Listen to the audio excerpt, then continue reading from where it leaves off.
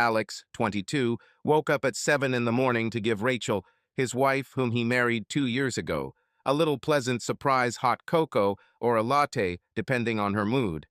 As he silently made his way into the kitchen, outside the window there was a view of a quiet street in one of the neighborhoods of northwest Chicago. The street is quiet, with rare passers-by and cars only occasionally disturbed the morning peace. At such moments, Alex liked to think about how wonderful it was to live with his beloved wife, to feel needed. He put the Turk on the stove and muttered in a low voice, "Today will be a great day, much better." No one answered him in response. Rachel was still sleeping, but he knew that the smell of milk and coffee would soon become a kind of alarm clock for her. They had been married for 2 years, and although that may seem like a short time to some, Alex felt that in those 2 years he and Rachel had managed to create an almost perfect union. Friends said that they looked like a picture together: romantic evenings, mutual support, ease of communication. And it seemed to them that everything was simple and natural, as if it should be so. Rachel stretched and slowly walked out of the bedroom, dressed in a thin dressing gown. "Good morning," she said in a quiet, not yet fully awake voice. "You got up early again, didn't you?" "I wanted to check the mail," he responded and smiled, "and cook something tasty." She came closer, ruffling her hair, still disheveled from sleep, with her hand. "Thank you. I love waking up when you are already on your feet and have taken care of everything." Alex gently touched her shoulder. "In our family, my mother always did this for my father, so I decided to continue the tradition." Soon they were already sitting at the table. For breakfast, fried toast with cheese and ham, as well as a glass of orange juice. Alex had a weakness for toast, and Rachel preferred cereal with yogurt, but today she decided to support him. The moment they reached out for the plate together, their fingers touched, and they smiled at each other as if it was the first week of their relationship. "How are things at work?" Rachel asked, taking a sip of her drink. "So far so good," Alex replied. "The boss said that he sees potential in me. Hopefully this means a salary increase soon. I wish we could save something for the future. You know, I often think about children." "Me too," she nodded, looking down. "But let's wait a little. I still haven't found a job yet, and we would like to strengthen the financial side." "I understand," he admitted. "I want to make you feel more confident." Rachel smiled. "Thank you. I wish we had a little more stability. I'm just sending out my resume now. Yesterday, I applied for a vacancy at a news agency. There are very interesting projects there. I could write a column there or check facts." "You'll do great," Alex encouraged her. "Do you remember how at the university even the teachers praised your articles?" "Thank you, honey," she said warmly. "This gives me hope." After breakfast, they agreed that in the evenings, when Alex returned from work, they would look at new vacancies together and write competent cover letters. In his heart, Alex already imagined how Rachel would go to work for a large publishing house and eventually become a famous journalist. Meanwhile, he will climb the career ladder in his consulting company. This is how their days passed. They made plans for the future, discussed how in a year they might think about children. Sometimes on Fridays, they went to their favorite Italian restaurant, where they ate pasta, drank wine, and talked for hours about their lives, laughing together at sweet memories of their student times. At these moments, Alex felt boundless harmony, which he never wanted to lose. He would not have believed it if he had been told that very soon an unexpected storm would burst into this harmony, and the first ripples on the water would appear from where no one expected. On one of these evenings, when they were sitting at a table in a half-empty restaurant, Rachel suddenly started talking about her long-standing dream of traveling to Europe for several months and doing a series of reports. Alex enthusiastically began discussing how great it would be to travel together. They exchanged ideas, laughed, and the waiter, hearing their conversation, said, "Great plan, guys. Europe is cool," Alex replied, looking at Rachel.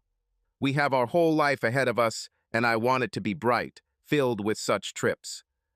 Rachel smiled, squeezing his hand tighter. "Me too." An ordinary evening, Alex came home tired but happy. Evening Chicago was glowing with lights, and thoughts about the next work project were spinning in Alex's head. He was looking forward to having a quiet dinner with Rachel and maybe watching a TV series. But as he opened the door, he heard Rachel shouting to him from the kitchen. "Alex, come in quickly, I need to talk to you." There was something exciting in the voice. Alex entered the kitchen and smelled the aroma of seafood pasta.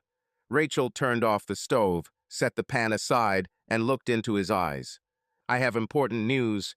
I met an old friend. More precisely, a classmate from college. His name is Steve." Alex smiled slightly. "An old friend? And where did you meet him?" "At the coffee shop," Rachel explained. "I was just walking past. I saw a familiar face. I decided to come in and say hello. But it turned out that he is now in a terrible situation. I was laid off at work. There was almost no money and no housing. He's so upset, I couldn't just turn around and leave." Alex frowned. "So, he's looking for a place to spend the night?" "Not just to spend the night." Rachel sat down on a chair. "He really has nowhere to live. He is now staying with some friend who is expecting guests in a couple of days. So Steve urgently needs another place. I thought, we have a small guest room. I know it's inconvenient, but..." Alex already understood what she was driving at. "Do you want to invite him to stay with us?" "Yes, just for a while," Rachel said. "He will look for work, get out of his hole. I just feel sorry to leave him at such a moment. He was always a good person. Even in college, he helped me with articles." Alex shook his head. A feeling of anxiety pricked his chest, but he was not used to refusing when it came to basic help. "Well, if it's really not for long, let him live. But let's discuss the timing right away. We ourselves are not very comfortable in a two-room apartment." "I understand," Rachel nodded, jumping out of her chair and hugging Alex. "Thank you. I knew you would help." That's how Steve came into their lives. The next day, Alex drove his car to the agreed-upon coffee shop to pick up the guy and take him to them. When Steve got into the car, Alex looked at him appraisingly. Tall, dark-haired, tired-looking, with circles under his eyes. Steve tried to smile. "Hello, Alex. Thank you for agreeing to help." "No problem. I heard you're going through a difficult period right now. I hope you get back on your feet." Steve took a deep breath. "I hope so myself. Just some bad luck. But I'm looking for a job, so I'm not going to sit on your neck."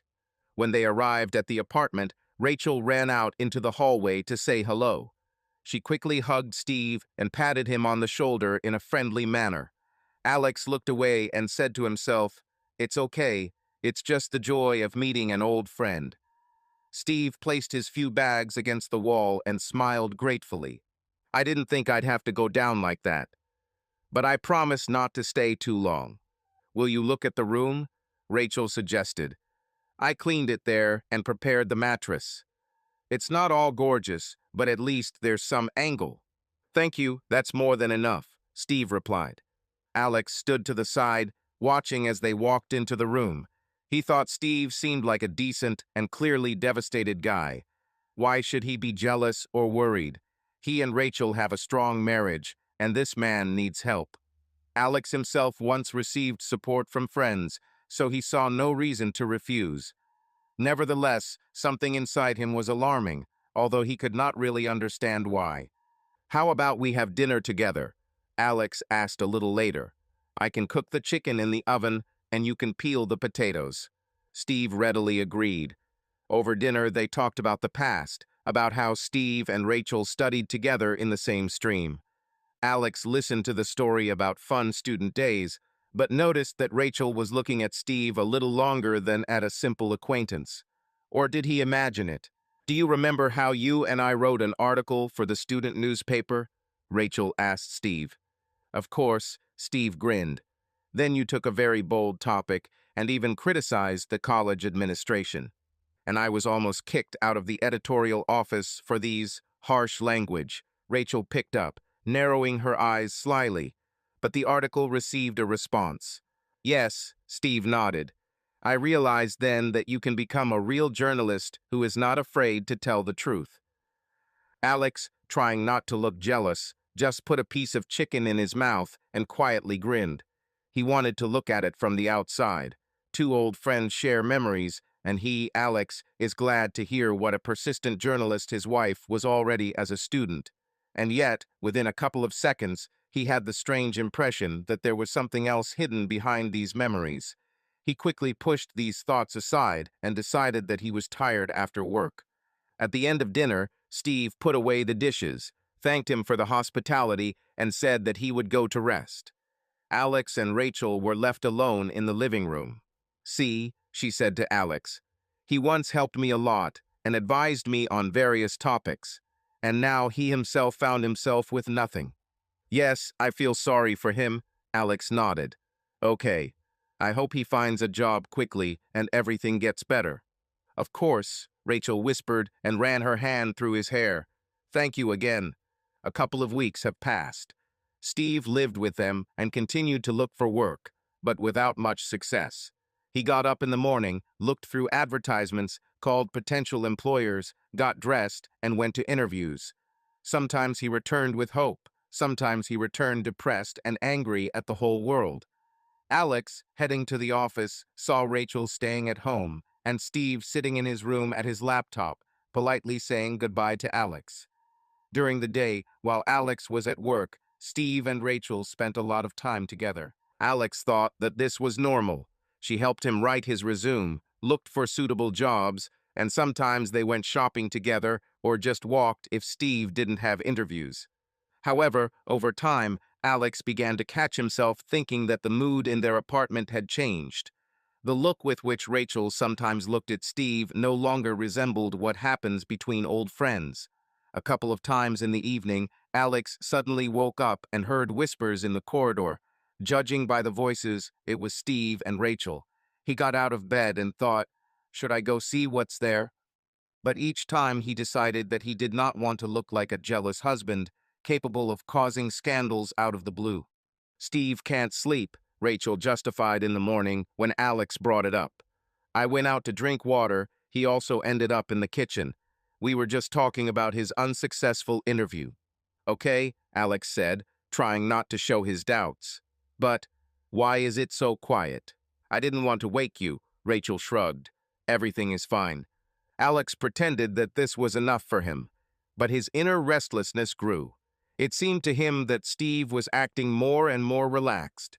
He began to take care of himself more carefully than in the first days he shaved and bought new hair gel.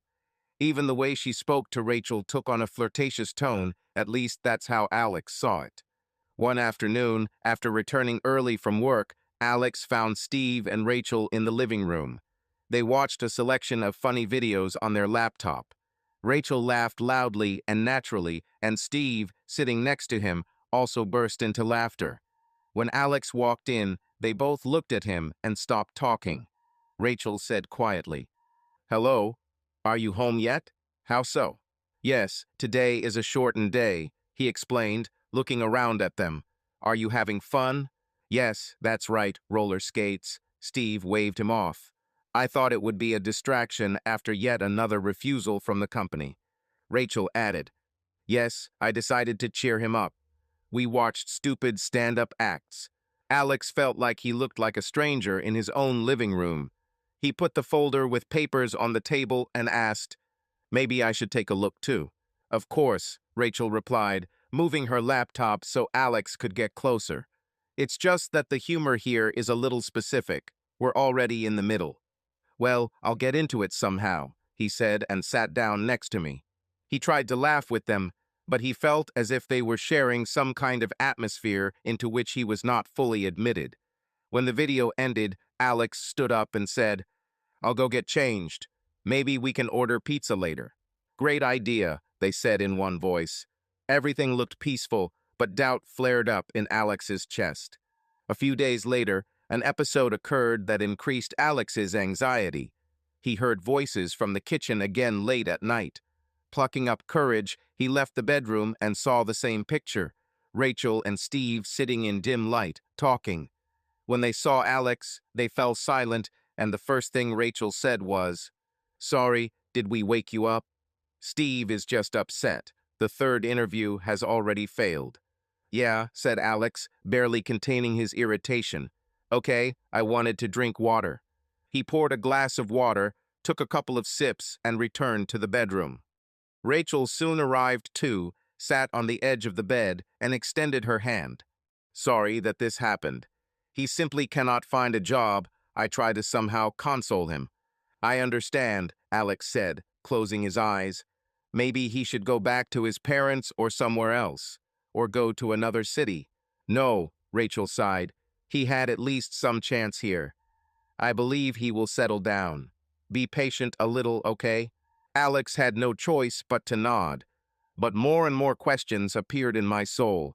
Why exactly should she comfort Steve at night? Where is the line between friendship and something more? Is there a serious problem in their family life? Alex didn't want to stress himself out, but he couldn't ignore the growing feeling of jealousy. Soon another event happened. Alex returned early in the day and went into the hallway. The door to their bedroom was slightly open, and he heard muffled voices there. As he got closer, he saw Steve standing in front of the closet and Rachel searching for something inside it. They both jumped when Alex entered. Oh, Alex said, trying to hide his confusion. What are you doing here? Rachel turned around sharply. Don't scare me like that. I was looking for a folder with my old resume. I wanted to show Steve how it's structured there. And you didn't find it? Alex forced himself to smile. No, Steve muttered, looking embarrassed. It's just a matter of seconds, but we didn't want to make any noise. Alex didn't say anything, just nodded and stepped back. He felt something unpleasant in his chest, as if a spring of suspicion was twisting inside him. Here it is, he and Rachel's bedroom is a secret place where there are no strangers, and now Steve is there. They were clearly not caught in an unambiguous position, but the very fact of their being together in the intimate area caused Alex's brain to throw up the darkest thoughts. In the evening, when Steve went to his place, Alex asked Rachel, "You know, I don't like all this. The two of you are often together. I sometimes feel out of place in my own home." "This is your house," Rachel looked at him with slight offense. "And mine too. And we have Steve temporarily. We are just trying to help him.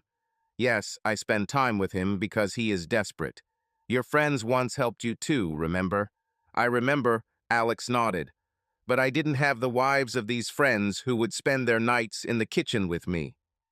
Rachel clasped her hands. "Well, you're exaggerating. We're not doing anything wrong, we're just talking. Understand, he is a person close to me. We have been friends for many years. You don't want me to ignore him, do you?" Alex ran his hand over his face. "No, I don't want to. I don't want to lose you." She came closer and hugged him. "You won't lose it. I love you. Understand, these are all empty suspicions." She sounded convincing in words, and Alex really wanted to believe her. They spent that night together, trying to forget about the tension, but the alarm bell kept ringing in Alex's head. What if something is already happening, and I'm just turning a blind eye to it? Over time, these thoughts only intensified. He caught the glances that Steve and Rachel seemed to exchange behind his back. I noticed small details. A cup with a cat print, Rachel's favorite mug, stood next to Steve's laptop as if she had given him permission to use it, and she had never given this mug to anyone before. Or the fact that they were making pizza together, laughing in the kitchen, and he, Alex, walked in and felt that the room had its own atmosphere in which he didn't quite belong. A couple of times Alex suggested that his wife go somewhere together, but either Steve felt bad, and Rachel said that she couldn't leave him, or suddenly Alex was stuck at work, and Rachel went out with a friend. Gradually, the romantic evenings faded away. Alex still loved Rachel, but felt that they were growing apart, and realizing this made him feel uneasy. When the tension reached a certain point, Alex decided to talk to her frankly. "Listen, Rachel," he said quietly, closing the bedroom door behind them. "It seems to me that something is going on between you and Steve. Or at least hints at what will happen. I see it all. Late-night conversations, running, spending time together." "Alex," she interrupted, placing her hand on his chest. "There is nothing like that. I love you, and he is just a friend who is now experiencing a tragedy in his life. I cannot refuse a person comfort. I don't want to be a tyrant who drives out the helpless, Alex sighed heavily. But this situation really worries me. I understand. Let's then recommend something together for him. Push him with his job search so that he can find housing sooner. But please don't look at him like he's a monster or a seducer. I'll try, Alex promised. They hugged and Rachel cuddled up to him. I'm sorry we're in this situation, but I assure you everything will be fine. Alex wanted to believe her. He hoped that in a little more time Steve would find a job, move out, and their lives would return to normal. But in the depths of his soul, some signals haunted him, reminding him that everything was no longer the same as it was. And even though there was no clear evidence of betrayal yet, trust began to crack. The following days were no different. Steve continued his search, sometimes leaving for half a day, returning in an elevated or depressed mood, depending on the results.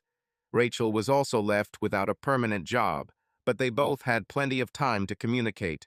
Alex returned home and sometimes felt like he and Steve were having an animated conversation or watching a movie.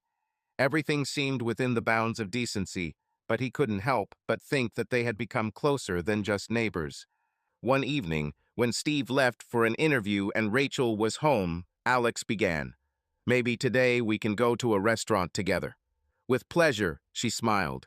I'll just take a shower. Alex felt a slight relief because he missed such evenings. But before he could rejoice, Steve returned much earlier than expected, looking upset. He threw his bag in the corridor and said that everything had gone wrong for him again. Rachel immediately began to console him, and when Alex asked, "Well, then we'll still go," she answered. "Maybe let's move it to tomorrow. He's in such a state now that I don't feel comfortable leaving him alone." Alex felt a lump in his throat, but he didn't want to make a scene. He just nodded, realizing that their dinner was being postponed again. Perhaps a trifle, but taken together with everything else, it cut his heart deeply. That night he had troubled dreams in which he saw Rachel walking somewhere hand in hand with Steve, and he couldn't catch up with them. Waking up in a cold sweat, Alex decided that he needed to be on his guard. He no longer perceived the situation as harmless. There was a tension in the air, completely different from their previous calm family life. For now, all three of them continued to live under the same roof. Alex noticed that Rachel and Steve were looking at each other with some expression that was difficult to explain. Maybe it's just friendly empathy, or maybe something more. Alex didn't know for sure, but his premonitions told him that an inevitable explosion was coming, and the first bells of this explosion were already ringing louder. He tried not to put pressure on Rachel, but he couldn't smile sincerely anymore. In his conversation with Steve, he was polite, even in a friendly way interested in the progress of the search, but emotions were seething inside. Before going to bed, he often lay awake, listening to his wife's breathing and wondering how she felt. Is she thinking about the children and their future together, or about anything related to Steve? Alex woke up at the usual time, feeling groggy and slightly nervous. The night before, he had thought a lot about how tense the atmosphere in the house had become over the past weeks. After an unpleasant conversation with his wife the day before, he could not sleep peacefully. However, today he had an important working day ahead of him. He had to go to the main office of the company to present his project to management. Alex desperately wanted to get his boss's approval and the promised promotion because all this could symbolize a new chapter in his life.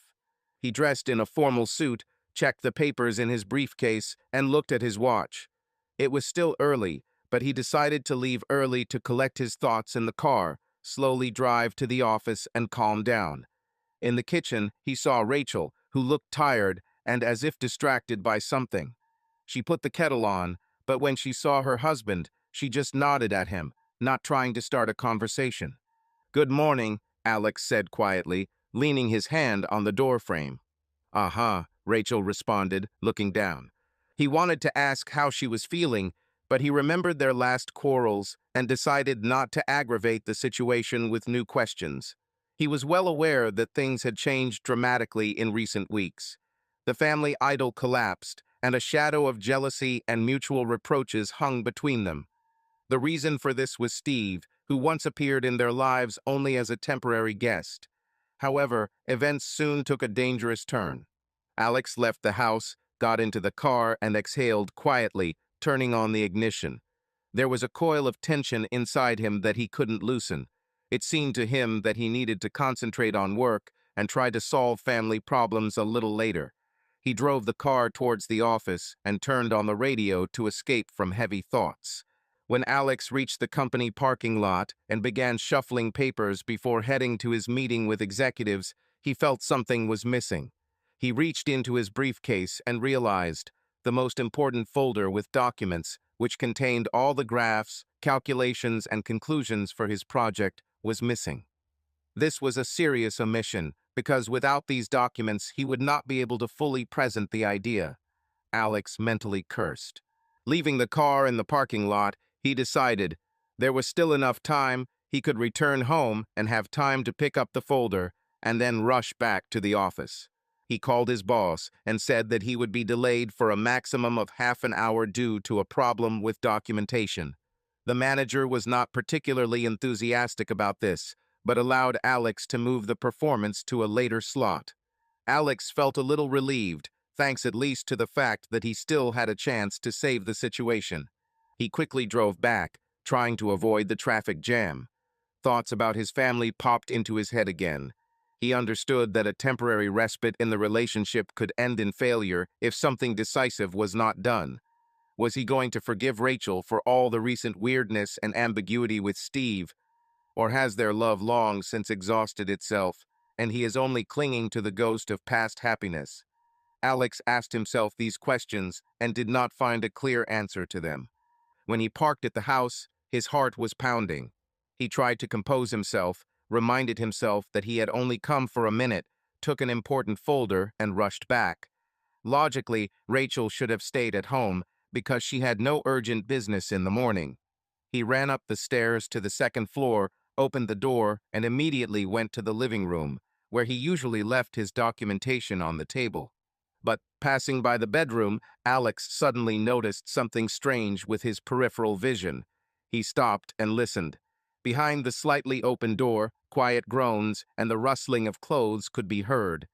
Alex held his breath and pushed the door lightly. What he saw shocked him.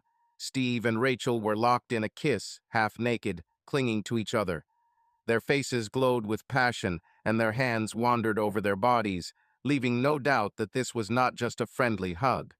"What the—" Alex squeezed out, looking at them with wide eyes. Steve pulled back, and Rachel jumped back towards the bed, trying to pull the blanket over herself. Alex felt a volcano of anger explode inside him. Everything he had been afraid of in recent weeks now appeared before him in naked form, shocking him to the core. My heart began to beat wildly, and my ears began to ring. "Alex," Rachel exclaimed, grabbing the sheet. It's—" "Damn," Steve muttered, backing away. "It's not what you think." Alex clenched his fists, feeling the rage rise from his chest to his throat. "Not what I think?" "Yes, you bitch. You kiss like lovers." His voice broke. Steve threw up his hands, trying to justify himself. It happened by accident." He looked scared. "I wanted to talk. Things have gone too far." "Sorry, But Alex didn't hear him anymore. Primal anger awoke in him, like an avalanche ready to destroy everything in its path. He took 2 quick steps forward and punched Steve in the jaw. He staggered and fell to his knees, but Alex didn't stop. More blows followed. Steve tried to defend himself, covering his face with his hands, begging him to stop, but Alex was blinded by jealousy and betrayal. "Alex, please stop," Rachel shouted, rushing towards him and trying to pull away her husband's hand.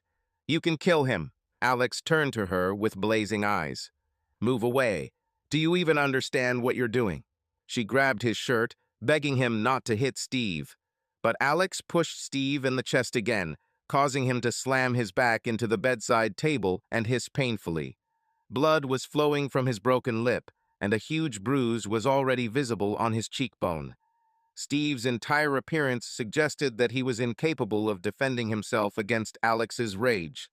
I, Steve wheezed, I really didn't want to. I didn't want to do that. Are you justifying your pathetic meanness? Alex roared, raising his fist again. Are you saying that this is an accident? Rachel begged for it to stop. Alex, listen, we made a mistake. Please, please calm down. But he was carried along by the current of wild rage. For several moments he stood over the prostrate Steve, breathing heavily, and thought only of one thing. These people he trusted had destroyed everything he had. Suddenly, at the sight of Steve's blood and groan, a terrible thought came to Alex's head. What if he was imprisoned for beatings? He didn't want to end up behind bars, but the feeling of acute hatred and the desire to punish the traitor overpowered common sense. I'll call the police, Alex muttered through his teeth, looking at his wife. Do you know what I will tell them? What?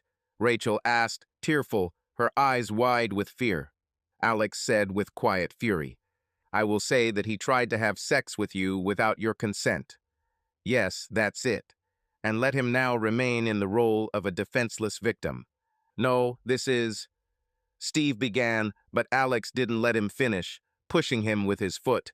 Shut up, Alex growled, taking out his phone.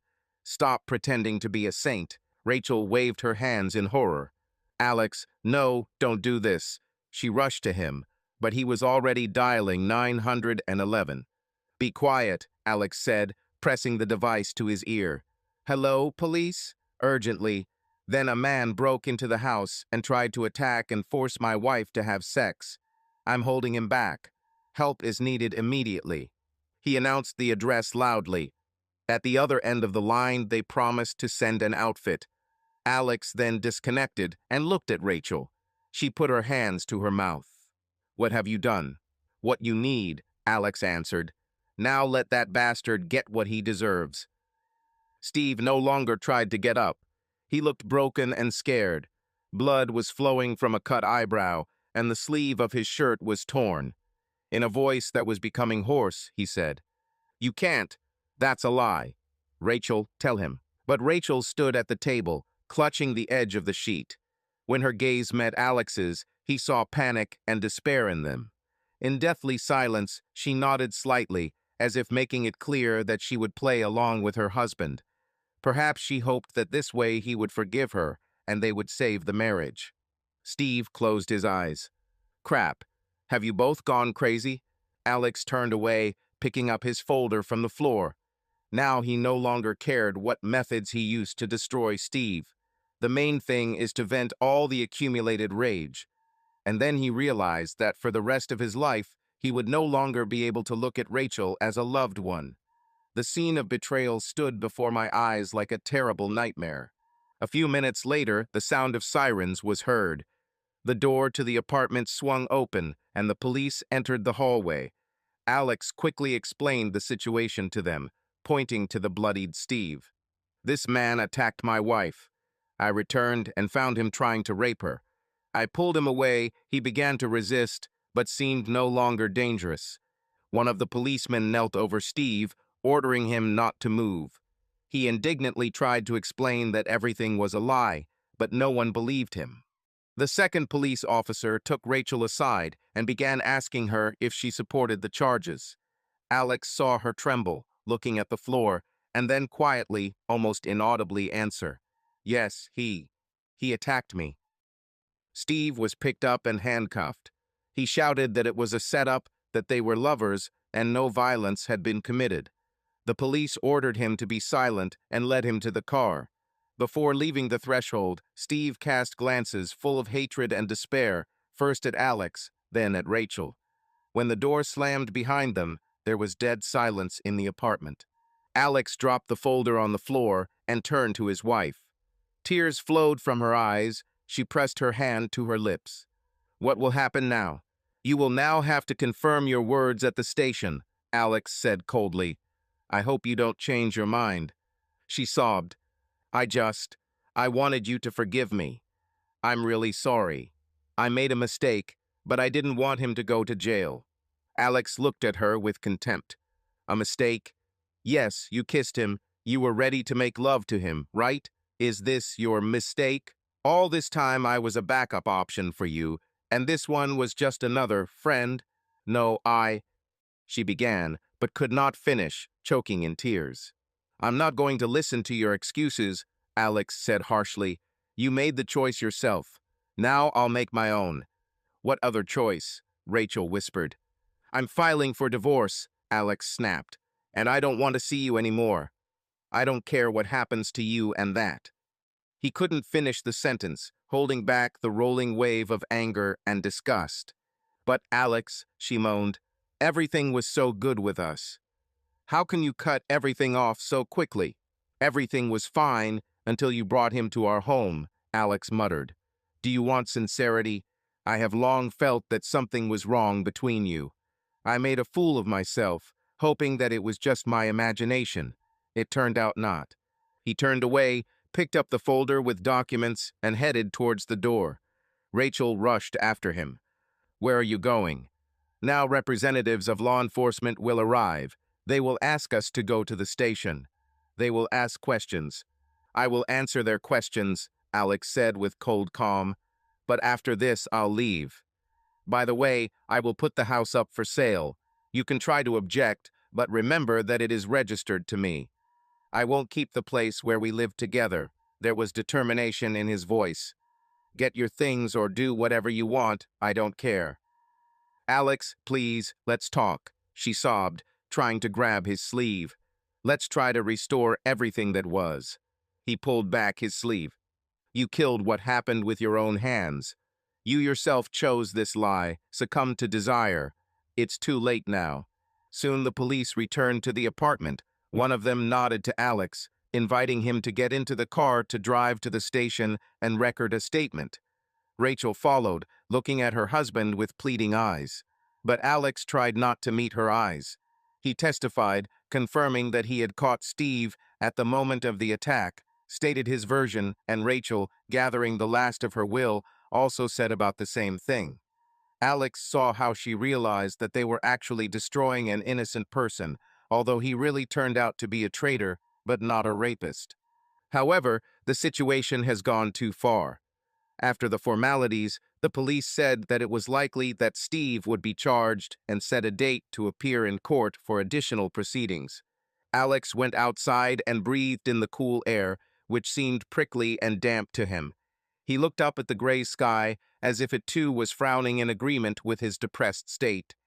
Rachel froze next to her, not knowing how to start a conversation. Alex turned to her. And now here's what. I'm leaving this city. As soon as I complete the formalities at work and find a buyer for the house. You can stay here for a while, but don't count on me. The marriage is over. Please listen to me, she begged, breaking into a scream. Forgive me, I beg you. I made a mistake. I was depressed, confused. He said beautiful words, but I didn't know what I was doing. I don't need this, Alex muttered with disgust. A mistake is when you forget your keys at home. And you let him kiss you in my bedroom. In my eyes, you are now nobody. He walked towards the car, and Rachel didn't dare stop him. Alex received a call from his boss. He again asked when Alex would appear, since the presentation had been postponed. Alex replied that he would not be able to speak and asked to pass everything on to his colleague. The boss was indignant and said that this is not how things are done, and perhaps the question will arise about Alex's future in the company. But Alex only briefly repeated, I'm quitting. Family matters. That evening, Alex packed his suitcase and moved to a temporary hotel. He couldn't bear to be under the same roof as Rachel anymore. Thoughts of Steve's betrayal and vile act were constantly etched into his mind. He understood that the decision to lie to the police was an act of his insane rage. At the same time, he did not have a shadow of regret. He wanted Steve to get what he deserved, and he himself was not ready to save his wife, who destroyed their marriage. Alex now longed for only one thing, to leave the city, forget this nightmare, and start life from scratch. Several days passed in turmoil. Alex filed for divorce, hired a realtor, and announced the sale of the house. He set the price slightly below the market price, in order to quickly get rid of the memories that were sitting in every corner of this home. Sometimes Rachel tried to call him, write messages, begging to meet. Alex threw the phone without answering. Only once, when she called from an unfamiliar number, did he pick up. Hearing her voice, he said, "Don't call me again. Nothing will change." She sobbed and tried to say that Steve seemed to be able to prove that he was not a rapist, that the lawyer would get the charges dropped. But Alex just snorted. "At least tell me the whole truth. I don't care. I'm done with both of you." He dropped the call and never made contact again. Another 2 weeks passed, and the house found a buyer. Alex settled the formalities, spent part of the proceeds on settlements with the bank for old obligations, transferred part to a new account, after which he got into the car and, without looking back, drove to another state. He chose a place far away, where he didn't know anyone, where there were no memories associated with Rachel. There he rented a small apartment and decided to try to get a job in a local company that matched his skills. Starting over from scratch at 23 years old is difficult, but anything is better than staying in a city saturated with pain and deception. Every morning, waking up in a new place, Alex looked out the window and tried to realize that now nothing connected him with his old life. Sometimes, as he lay in bed, he thought about how stupid this whole story was. If only he had kicked Steve out right away, if he had spoken directly to Rachel about his suspicions. But all these ifs no longer mattered. What happened was a fact that destroyed his soul. He blamed not only her, but also himself for allowing his emotions to take over and taking an irreversible step with the police. However, as time passed, the pain dulled. Alex managed to get interviews a couple of times, and soon one of the companies offered him a modest position as an analyst. Not that this corresponded to his previous career plans, but he decided that for now he would do this, just to earn a living. Sometimes he caught himself thinking that he didn't feel anything, as if he was empty inside after what happened. The insane anger that filled him at the moment when he caught the betrayal disappeared, leaving only gray ashes. Soon he rented a better place and moved the remaining things that he did not sell along with the house. Among them were old books, some clothes, and a computer. While going through paper photos that were randomly lying around in the box, Alex came across a photo where he and Rachel looked so happy, young, full of hope. With a lump in his throat, he threw the photo into the trash. I didn't want to remember anymore. Probably, somewhere deep down in his soul, he understood that he would not be able to completely erase these 2+ years of marriage, but he tried to stubbornly avoid any nostalgic feelings.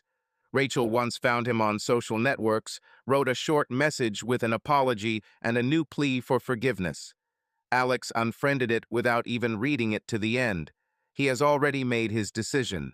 Everything that connected them was torn apart too cruelly. She probably hoped for some time that his anger would subside and they could find a compromise, but Alex put an end to it. And the more time passed, the more clearly he realized that there was nowhere to return. Sometimes in the evenings, sitting alone on the sofa, he remembered that terrible day when he saw them in an embrace. A picture of half-naked bodies intertwined in a kiss rose before his eyes, and he involuntarily clenched his fists, feeling the remnants of anger. But at the same time, he realized that all this was already in the past, remaining only a heavy burden on his heart. He hoped that someday he would be able to remove this burden completely and learn to trust again. Several months have passed. Alex settled into his new place and tried not to look back. He knew nothing about his ex-wife and Steve. He never admitted it out loud, but sometimes he himself felt guilty. He lied, framed Steve as a rapist, beat him, and all this in order to punish him for his betrayal. Before my eyes there was a picture of a bloody wound on Steve's face, helplessly begging him to stop. Alex could not justify himself with anything other than his uncontrollable pain. But in his new life, there was no room for repentance or returning to the past. He tried to bury it all deep under the surface of consciousness and just move on with his life. Despite all this, he continued to live. He found a more profitable job, gradually managed to rent a better apartment, and even bought himself a new car, albeit a used one. One evening, after a long day of work, he was sitting in his kitchen, looking out the window. Light rain drummed on the glass, and there was a coolness in the air. Alex put a mug of coffee in front of him and suddenly remembered how he once made cocoa for Rachel in the morning. My heart sank, but there were no tears. He just got up, turned off the light, and went to bed. Alex woke up in his apartment, which he rented 15 years ago when he first settled in this city. He stretched, glancing briefly at his watch. 6 in the morning. Usually he got up early, liked to sleep only on weekends, but today he was woken up by some strange dream, which immediately flew out of his head, leaving only a vague feeling of loneliness. In truth, loneliness had accompanied him for a very long time. 20 whole years had passed since the day he left his former life, selling his house and cutting off all contacts. Over these 20 years, Alex changed jobs, but eventually found his place in a small logistics company. He never built serious relationships, content with only rare, non-binding connections. It seemed to him that it was calmer this way. No obligations, no emotional turmoil that he had experienced a long time ago. Then, in the distant past, everything ended hard. Alex didn't even like to remember the details. He convinced himself that everything had long been forgotten, and there was no point in returning to it. True, sometimes, in the evening silence, he was overcome by a feeling of emptiness, as if in the depths of his soul there was a place that had never been filled with anything new. But he learned to live with it. However, an ordinary morning began as usual. Alex did his exercises, took a shower, and quickly got dressed. Then he went out into the corridor, checked his email on his smartphone, and made sure that there were no special letters.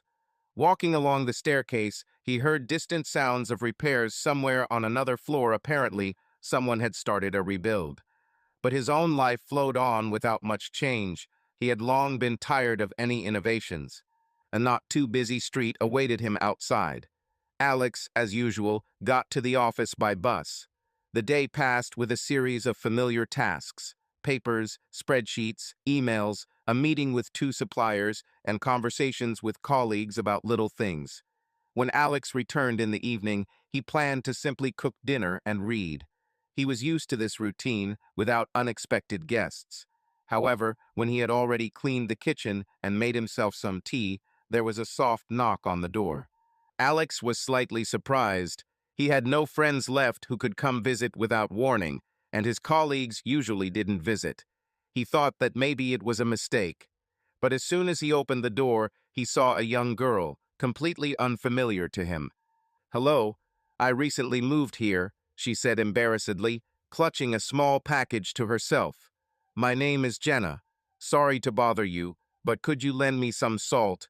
I had just moved in and discovered that there was not a single thing in the house, and the shops had already closed." Alex was silent for some time, stunned by such a visit. The girl looked to be in her early 20s, with a neat haircut and a confused smile. He finally came to his senses and said, "Good evening. Of course, come in, I'll give you some salt." Having invited her into the hallway, he went to the kitchen and took out a jar of salt from the top cabinet. While he was looking, I heard her looking around at his modest possessions: a shelf with books, an old coffee table, a sofa. When he returned, Alex handed her the salt. "Here you go. And yes, my name is Alex." "Thank you very much, Alex. To be honest, I've already knocked on a couple of doors, but no one opened," she admitted, smiling awkwardly. "Sorry again for disturbing you. I just moved. I have a lot of boxes, and nothing from basic products. I didn't think that I would have to cook something late." "It's okay," he replied, feeling a strange warmth from her sincerity. "If you need anything else, please contact me." She thanked him and left. Alex closed the door and unexpectedly felt a slight smile on his face. It wasn't that he had any intention of forming a close bond with his new neighbor, but her politeness and friendliness reminded him that he lived in a world where there were people who weren't afraid to knock on someone else's door in search of salt. The next day, he caught a glimpse of Jenna in the hallway, hurrying outside, holding the phone to her ear and waving at him. Alex nodded back at her. Nothing special, just a greeting, but he still noted how rarely he had to say hello to his neighbors over the years. He is accustomed to isolation, to the fact that after work he returns to himself, closes himself within four walls, and so on day after day. A couple of days after this meeting, Alex ran into Jenna again, but in a different context. As he was returning from work, he noticed her sitting on the stairs, looking depressed. Several rags lay at her feet and water was spilled. Seeing Alex, the girl raised her head. "Sorry, my kitchen faucet is leaking and everything is pouring onto the floor. I tried to turn off the water, but I don't know where the damn valve is, and they told me that the repairman could only come tomorrow." She spoke with a sigh, almost ready to burst into tears.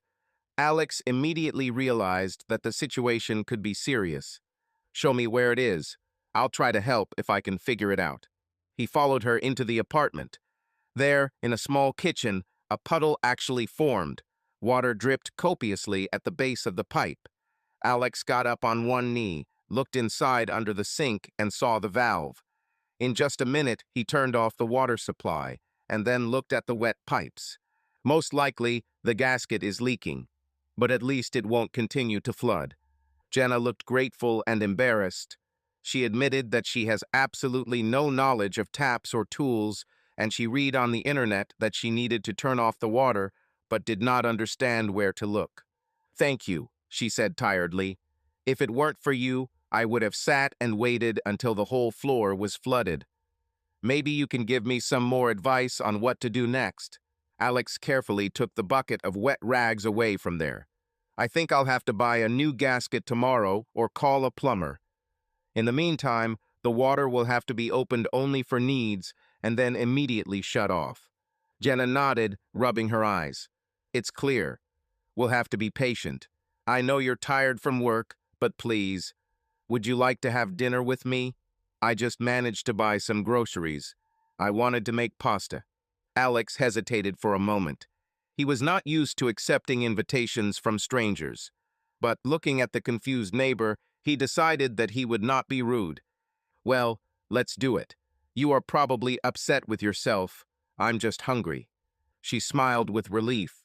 While Alex was sitting in her living room, looking around the still uninhabited apartment, Jenna was managing the kitchen.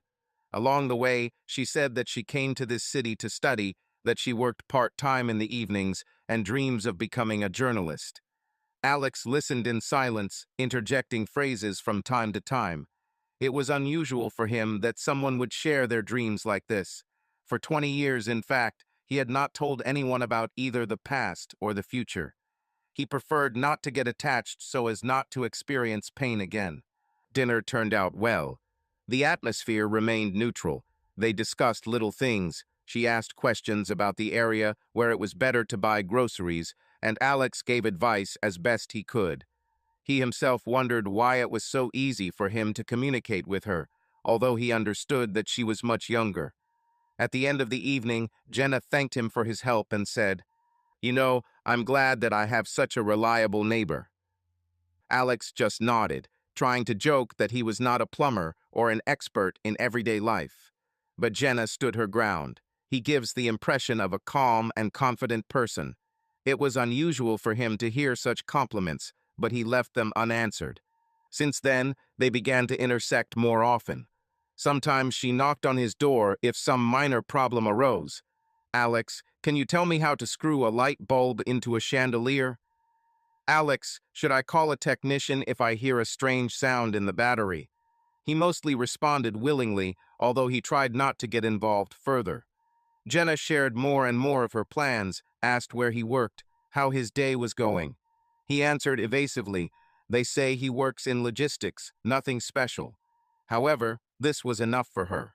Sometimes she noted admiringly that Alex had backbone and the ability to make decisions, while she herself was timid. Alex looked at her with a soft smile, thinking that she still had her whole life ahead of her. She couldn't imagine how people could get burned in relationships. He didn't want to get attached because he knew how it could end. But at the same time, he admitted that he enjoyed her company. That's how they communicated. They didn't talk about personal things for a long time, but they spent the evenings away, sometimes cooking something together or discussing funny situations from her studies. Alex kept his distance, but involuntarily warmed to her sympathy. However, One evening, something did not go according to plan. There was a knock on the door of his apartment again, and Jenna was behind the threshold, but no longer in a cheerful mood. She was tearful. It was clear that she was holding back her tears. Alex let her in, immediately tensed. Is it something serious? Yes. She nodded. I broke up with my boyfriend, and this is probably too direct, but I did it because I realized that I love you. Alex's heart sank. He immediately tried to keep his cool, but he felt an uneasy lump inside. Jenna sobbed. Sorry if I'm scaring you, but I just can't. Ever since we started talking, I understand that I'm not on the same path with that guy, and here you are. She spoke haltingly, torn between embarrassment and the desire to confess. Alex sighed heavily and crossed his arms over his chest. Listen, you are very young, and I have my own life. I'm older than you, and in general, I don't want such a relationship. I know I'm older, she whispered. But is this the main thing if I feel good with you? Alex shook his head. I'm sorry, but this is impossible. We have different life experiences. I'm sorry if I gave you hope. I didn't want to. Tears appeared in her eyes. Then at least let's remain friends. I like your company. I don't want to lose it. He looked at the girl who was asking for the most basic thing, friendship, and felt how awkward it was to refuse. Finally, he nodded. Fine. Let's remain friends. But nothing more, okay? She took several deep breaths and nodded with tears. Then she came out, staggering slightly, as if she was afraid of her own emotional outburst. Alex closed the door and ran his hand over his face. Confusion stirred within him. On the one hand, he did not want an affair. On the other, he felt that he had somehow pushed her towards these feelings, albeit unintentionally. Then events developed in a strange way. A couple of days later, Alex noticed that Jenna was bringing some new acquaintances with her young guys, laughing noisily with them, having dinner together, sometimes going out into the corridor to see them off. He heard voices behind the wall, and for some reason, every time something akin to jealousy sank inside him. He was indignant at himself. What right do I have to be jealous if I don't want a relationship? But the feeling appeared regardless of the mind. Gradually, their communication turned from friendly to awkward. Jenna would sometimes say hi to Alex when they met, but quickly leave as if she was offended. He understood that she couldn't just switch after such a confession, but now it was as if she was demonstrating to him, okay, I'll find someone else to spend time with. Alex felt that this was bothering him, but he stubbornly convinced himself that it would be better this way. He had no right to tell her how to live. This went on for some time. When they did meet on the stairs, the conversation was formal. Alex tried to act cool so as not to create ambiguity. But in his heart, he understood that the situation was gnawing at him. It was unpleasant for him to see how Jenna communicated with others, and at the same time he himself did not want to give her hope. This duality tore apart his calm. One evening, when Alex was about to go to bed, he heard a knock on the door. Opening it, he saw Jenna on the threshold, again with traces of tears. She asked to talk. Alex led her into the living room, trying to look reserved. I don't understand, she said at first. Why do you keep your distance so stubbornly? Can't we just communicate like we used to? Alex looked hard. I don't want to offend you, but when you admitted that you loved me, everything changed. We cannot act as if this did not happen. She came closer. But then what to do? I can't cut you out of my life, and you act like you don't care about me. He clasped his fingers together, feeling his chest boil. I'm trying to make sure you live your life. Why do you need my company if I don't give you what you want? Maybe I don't want to confess my love anymore, she said defiantly. But it hurts me that you just avoid me. At some point, she sharply approached and reached out to his face. Her lips touched his, a brief touch filled with desperation. Alex, stunned, froze for a second, but then pulled away and took a step back. No, sorry, but this is not possible. He turned around and left the apartment, as if it was his own impulse to escape the conflict on the spot. In the hallway, Alex took a few deep breaths, then hurried to his room and slammed the door. My heart was pounding, my thoughts were confused, and all I could think in my head was, I shouldn't have reacted like this, but I couldn't do it any other way either. The next morning, he decided that he would avoid any meeting with Jenna. Now their interaction has become too painful. He did not want to lose his composure, but persistently repeated to himself that the prioritization was clear. They had no future, and any warm communication only pushed the girl to new confessions. But inside, he couldn't deny that this story had already left a mark on him. Never before had he experienced such an internal struggle. Days passed, and indeed Alex saw Jenna less and less. He left the apartment, looking around, trying not to bump into her on the stairs. He heard her sometimes talking to new friends, and his heart sank painfully. He was angry with himself, not understanding where these emotions came from. Didn't I want to be alone? He asked himself. Isn't this my conscious choice? But something has definitely changed. He felt uncomfortable in his own home, because behind the wall there lived a girl who once said that she loved him, and now, apparently, she switches to other people or is simply offended by him. Alex understood that he could not change anything, and at the same time, jealousy continued to burn. He did not admit even to himself that he was jealous, but he felt how every time he saw an unfamiliar man near her door, his mood deteriorated. Meanwhile, their short meetings became strained. One day, they crossed paths at the mailboxes. Jenna greeted quietly and tried to start a conversation. How's work? Everything is fine? Alex responded with a dry, yes, okay, and hid his gaze, pretending to be looking for an important letter. She realized that the dialogue was not going well and left, shrugging her shoulders. Alex stood there, looking after her, and scolded himself for not being able to act sincerely. But he saw no other tactic than keeping his distance. So a heavy atmosphere hung in the air. It was as if they existed in parallel realities, separated by a thin wall. Alex no longer remembered the past, which had once forced him to cut off relations with many people, but now he was worried about the present. He often lay in bed, looking at the ceiling, and thought, why do I feel even more lonely than before, although everything seemed to be going as usual? The answer was obvious.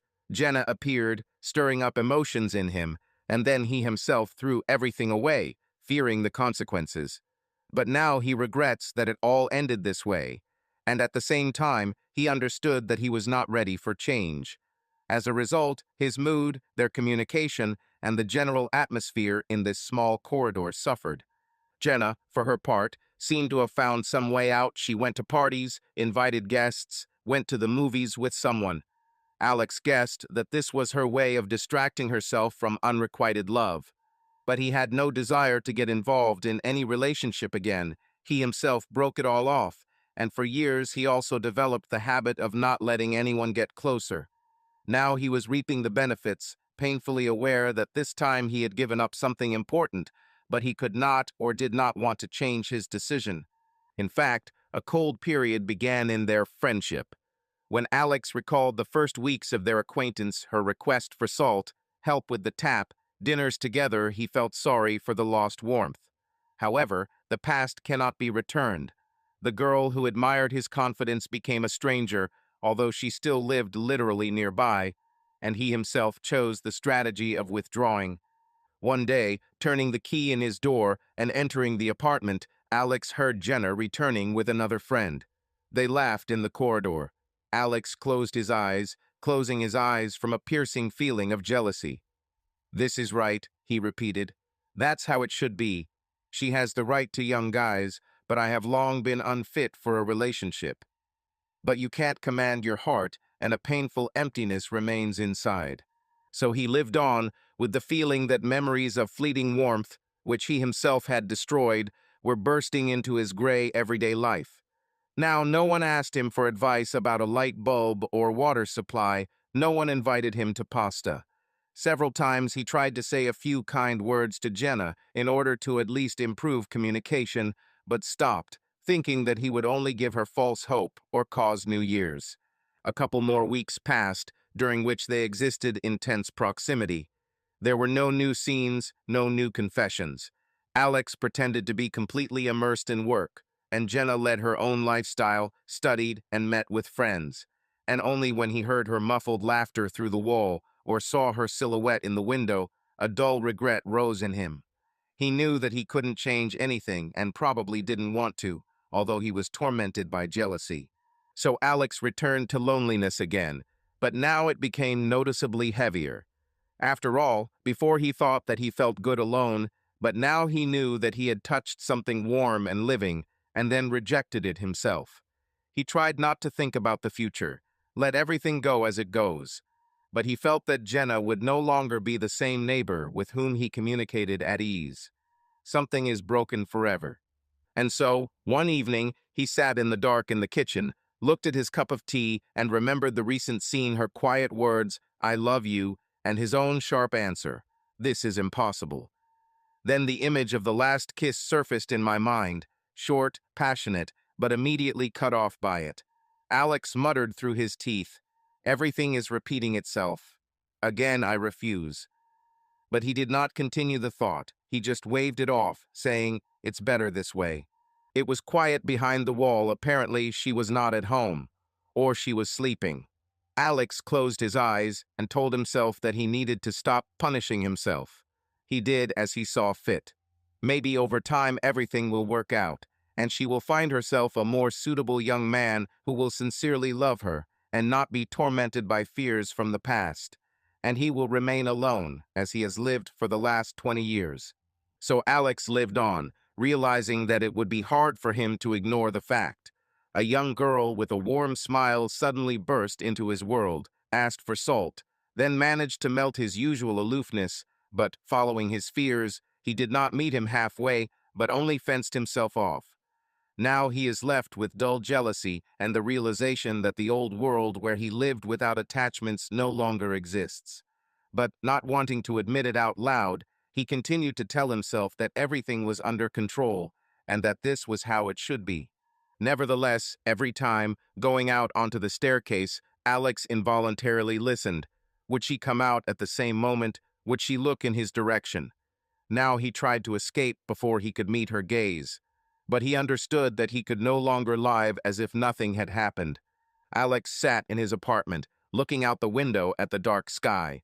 The day was ordinary, routine, unremarkable, and he was already accustomed to this way of life. But then there was a knock on the door. He was surprised guests had been rare lately. Rising from his chair, he walked over and opened it.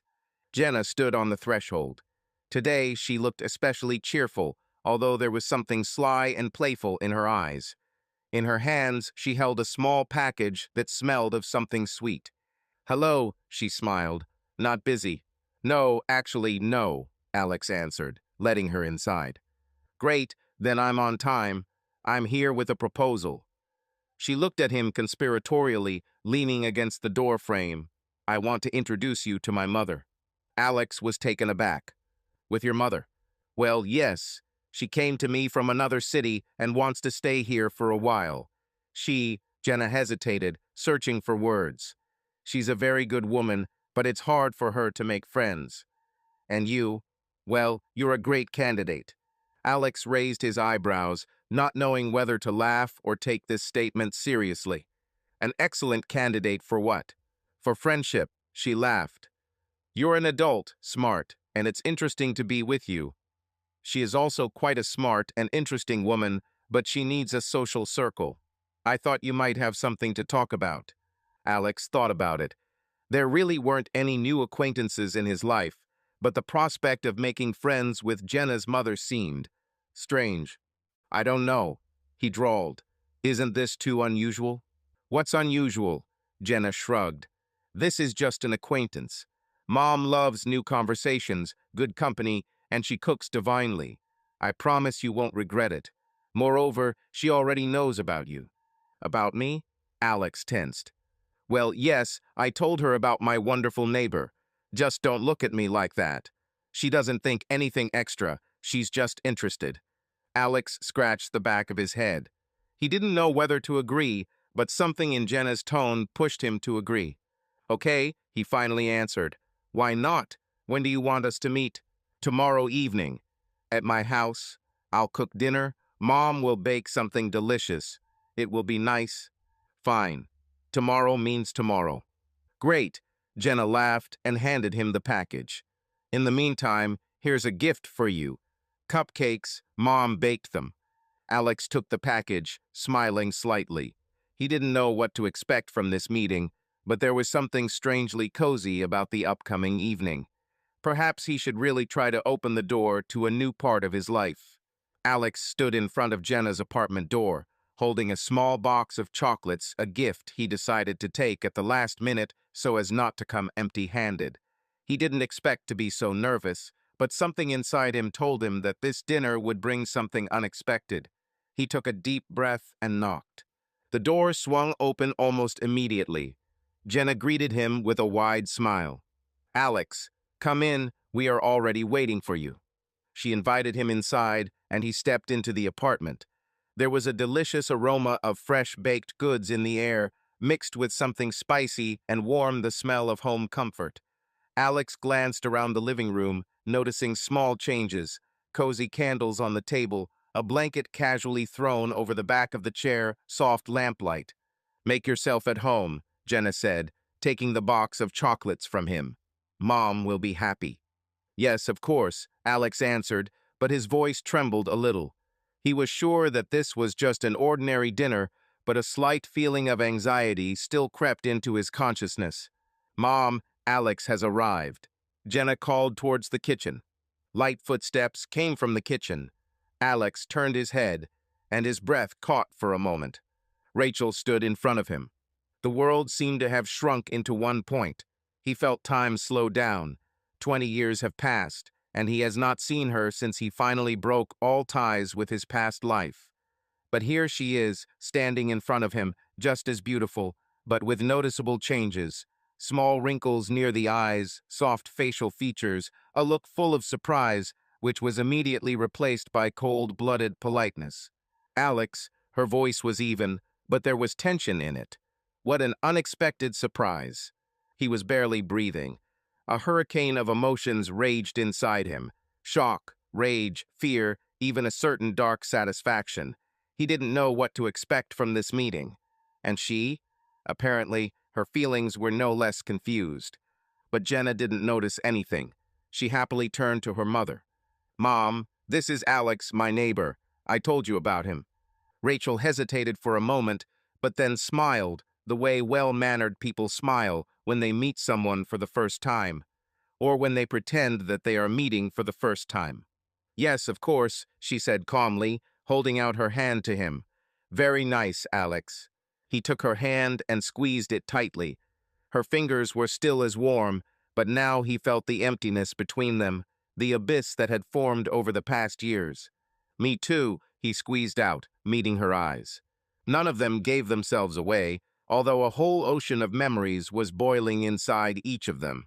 Alex was no longer the naive young man who once allowed himself to blindly believe in love, and Rachel had clearly changed too. But Jenna, suspecting nothing, happily clapped her hands.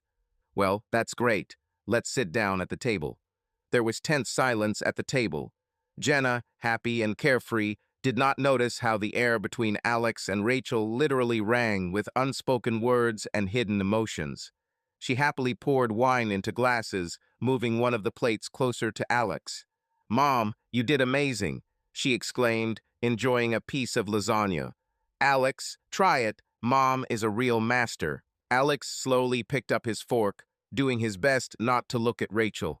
He felt her presence on his skin, caught the slightest movement, and heard her every careful word.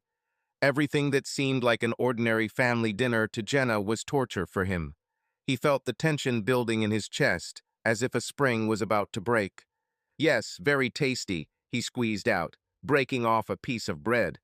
Rachel sat opposite her hands folded in her lap and her back straight, as if she was trying to keep herself from shaking.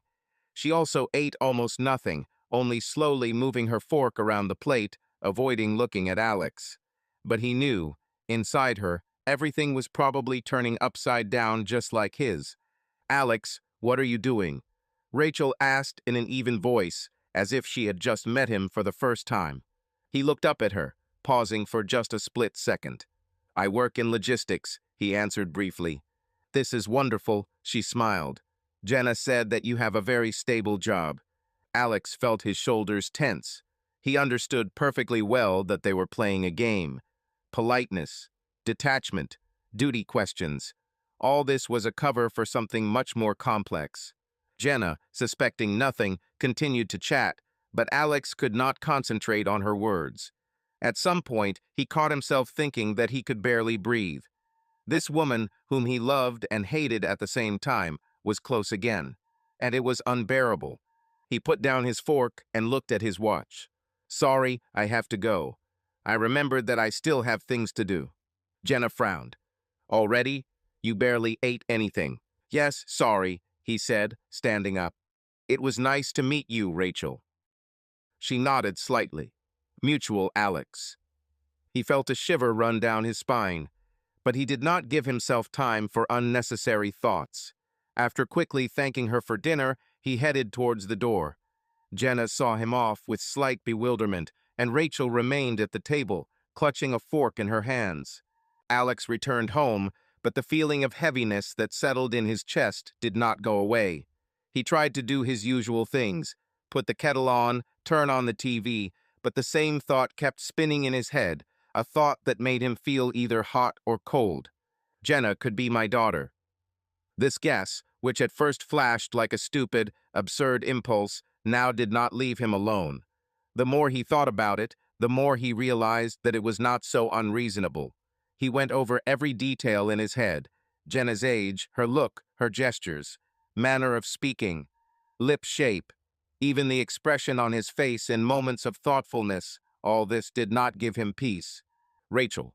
She sat at the table, trying to look serene, but in her eyes he saw something that he could not immediately decipher. Was it just the tension of the unexpected meeting? Or wine? Alex sat down at the kitchen table, resting his elbows on its smooth surface, and covered his face with his hands. From time to time he looked up and saw his reflection in the mirror. It looked at him with the same bewilderment and fear. If Jenna is his daughter, that changes everything. He remembered the moment when Rachel first introduced her. This is my neighbor that I told you about. She said it so easily, as if they were really just acquaintances, as if there was no betrayal, pain, or broken life in their past, as if Alex was a stranger. And yet, was it a lie, or a way to hide something deeper? Remembering her age, he quickly calculated, if Jenna is 20 years old. It became difficult for him to breathe. He forced himself to stand, walked around the room, then abruptly sat back down. He remembered how he and Rachel had talked about children many years ago, about how they wanted to postpone this moment in order to first strengthen their positions, earn more money, and become stable. Then he was ready to wait. He believed that one day they would get there together. But soon after that, Steve burst into their lives and everything fell apart. Alex clenched his teeth, clenching his hands into fists. Is it possible that Rachel was already pregnant then? Is it possible that she hid it? Is it possible that he lived for 20 years without knowing about his daughter's existence? He remembered Jenna, her lightness, her smile, her warmth. She always seemed familiar to him, but he did not attach any importance to it. And now he couldn't help but see features in her that seemed to reflect himself. I need to know the truth. This thought pulsed in his head, becoming more and more insistent. But how? He couldn't just ask Rachel. He couldn't tell Jenna, look, maybe I'm your father. That would be crazy. If he is wrong, he will destroy her trust. If right. Alex stood up and went to the window. The night lights of the city flickered behind the glass, but he did not see them.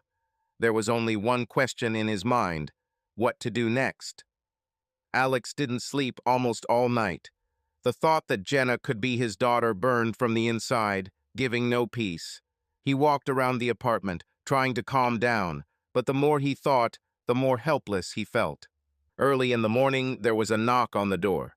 He froze, his heart stopped for a moment. Who could it be so early? He stepped to the door, opened. Rachel. She stood in front of him in a simple jacket and jeans, but looked tired. There was something in her eyes that he had not seen for 20 years: indecision, fear, guilt. "Can I come in?" she asked quietly. Alex silently stepped aside, letting her inside. He closed the door and took a deep breath before turning to face her. "Why are you here?" His voice was even, but everything was seething inside. Rachel walked deeper into the apartment, looked around as if remembering something distant, but then turned to him. "You know why?" Alex clenched his jaw. "Say it out loud."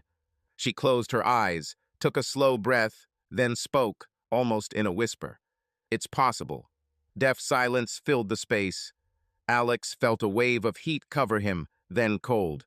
"What do you mean, possibly?" His voice broke into a dull laugh. "Yes or no, Rachel." She swallowed. "I don't know for sure, but in terms of timing, yes, it is possible." Alex slowly ran his hand over his face, then looked at her, glaringly, as if trying to see the truth in her.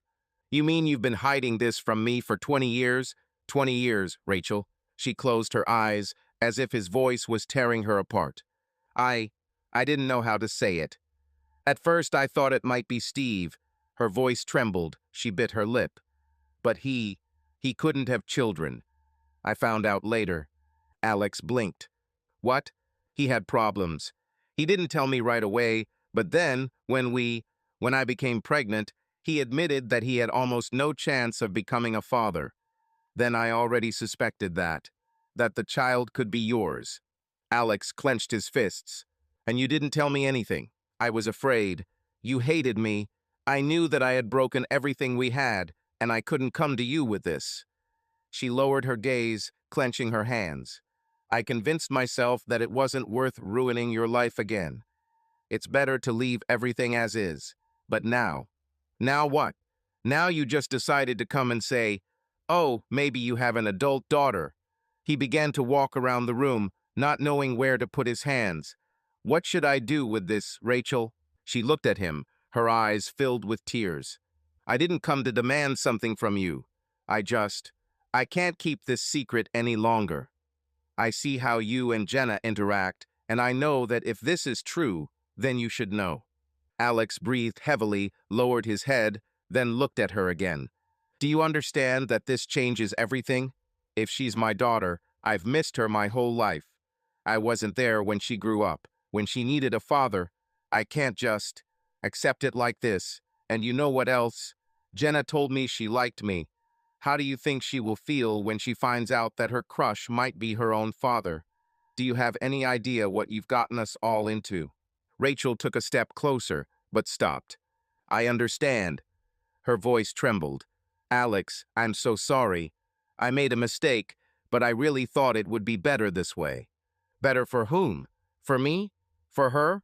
Or for you?" His voice was full of bitterness. She looked away, at a loss for words. Alex ran his hand through his hair, feeling how everything was bubbling inside. And then they heard a rustling at the door. Both turned around sharply.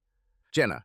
She stood in the doorway, white-faced, her eyes wide and darting from Alex to Rachel.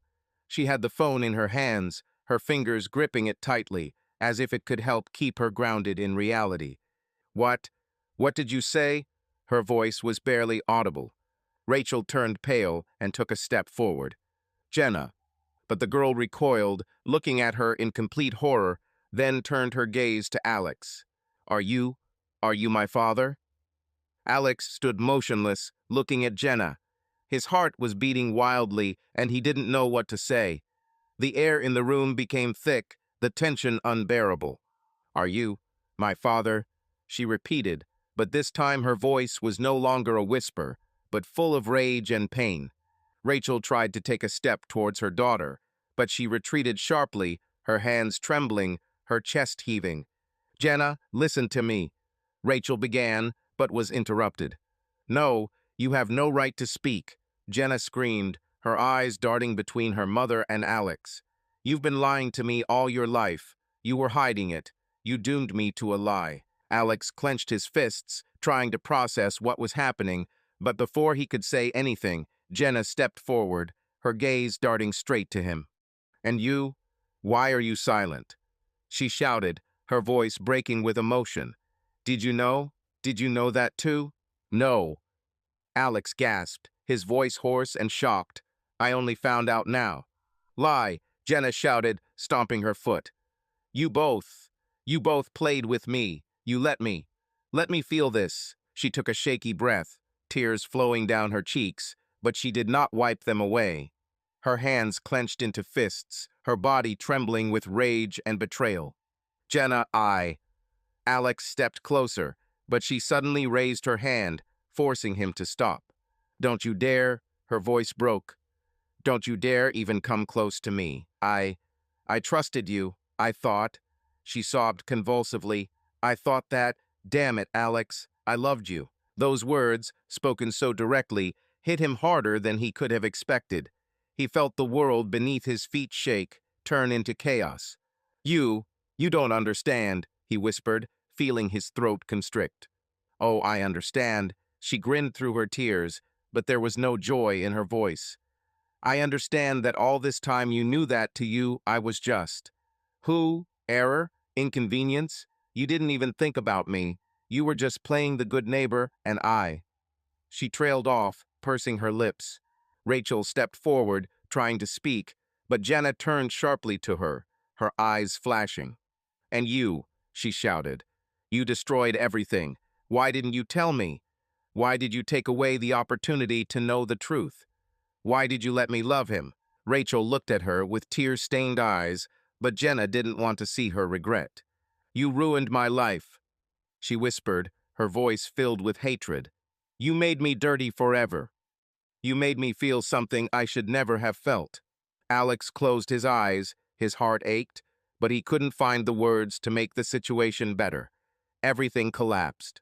All, and nothing could change that.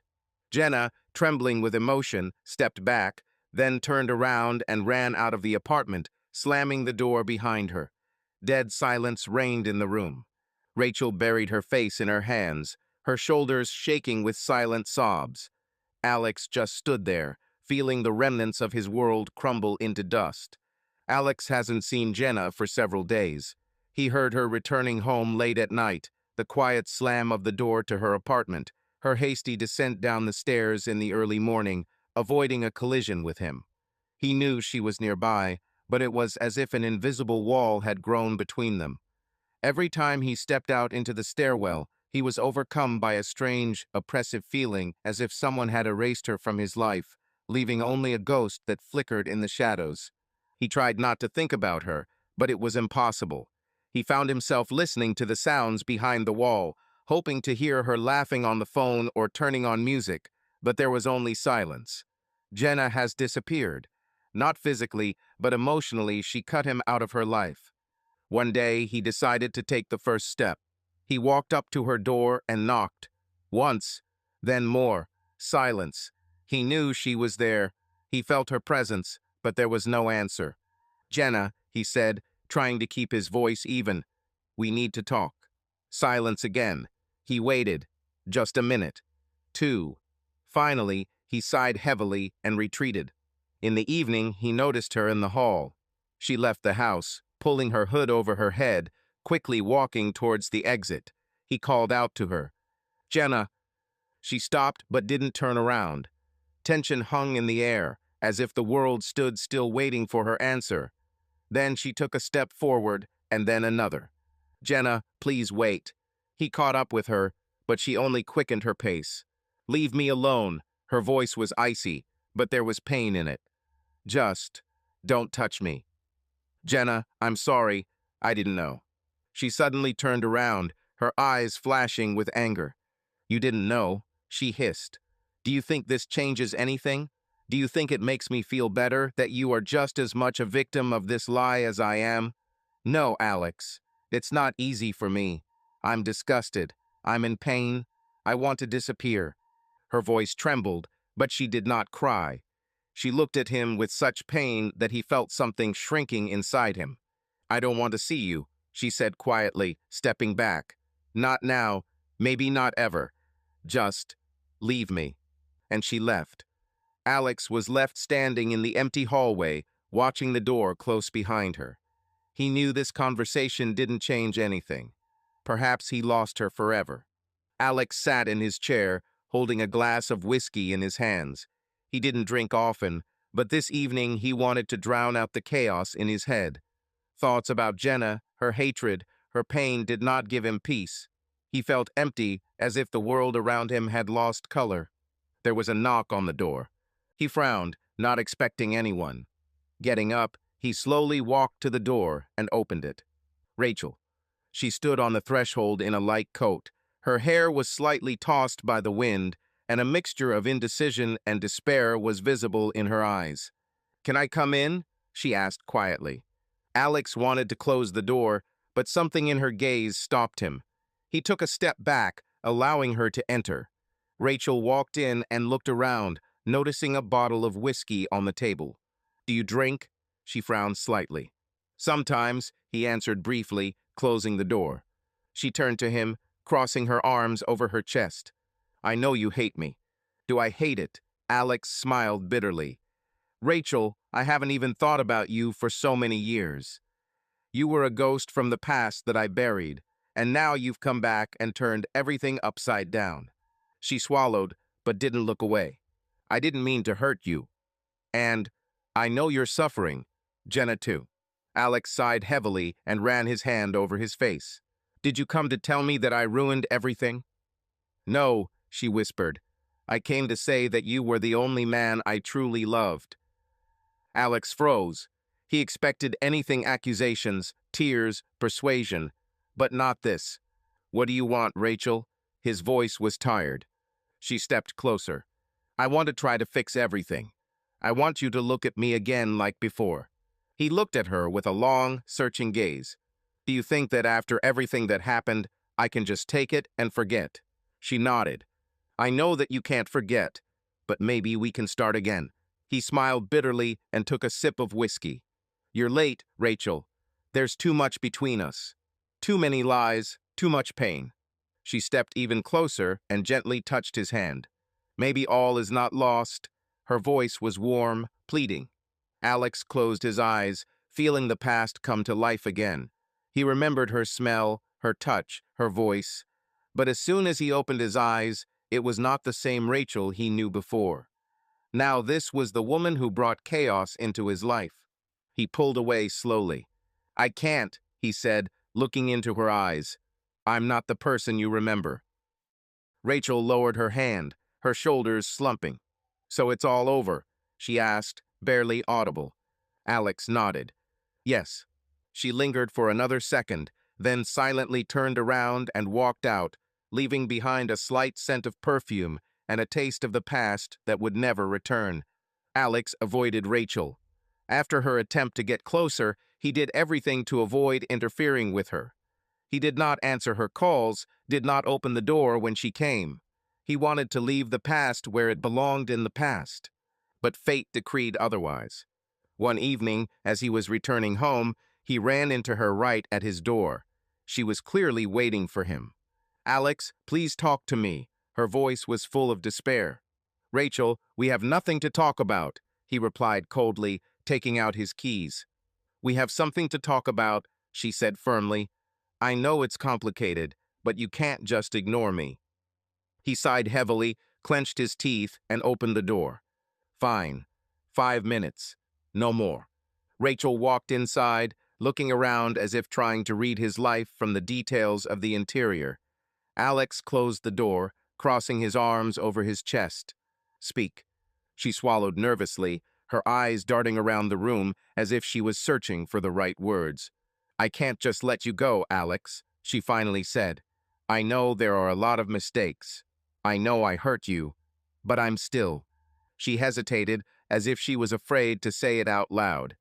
"What are you still doing?" he asked sharply. "Still love you," she whispered. Alex clenched his jaw. There was tension in the room. "You're late," he said. "It's too late, Rachel." She stepped closer, her eyes shining with suppressed tears. "Maybe it's not too late." She raised her hand, gently touching his cheek. Alex flinched at her touch. Everything inside him protested, but something deep in his soul reminded him of the times when he truly loved her. He looked into her eyes and could not understand what he was feeling. "You can't just show up in my life and turn it around again," he whispered. I don't want to turn it over, she replied. I want to be close. And then it happened. He didn't know who made the first move, who closed the distance between them. Maybe it was her. Maybe it was him. But suddenly their lips touched. It was a quick, emotional kiss, a reminiscence of the past and an attempt to understand the present. But the next second the door opened. Alex, I. Jenna's voice broke off, as if someone had knocked the air out of her. They pulled away sharply from each other. Alex turned to the door and saw Jenna. Her eyes were filled with shock and pain. She clutched an envelope in her hand, which she immediately threw on the floor. Here, her voice trembled. Results. I don't need to know anything else. She turned around and ran out, slamming the door. Alex felt an icy despair welling up in his chest. He rushed after her, but it was too late. She disappeared. He looked at the envelope, the one that could confirm or dispel his worst fears. But now, perhaps, it didn't matter what was written inside. Alex stood motionless, looking at the envelope that Jenna had just thrown. There was a ringing silence in the room. He heard only his own breathing and the beating of his heart. A storm of emotions raged inside him: fear, doubt, hope. Rachel took a step forward, but he raised his hand to stop her. Not now, he said quietly. She froze, knowing that at that moment there was nothing she could say that would make him feel better. Alex slowly leaned over and picked up the envelope. It was sealed, but the corner was already slightly torn. Jenna had probably opened it before she arrived.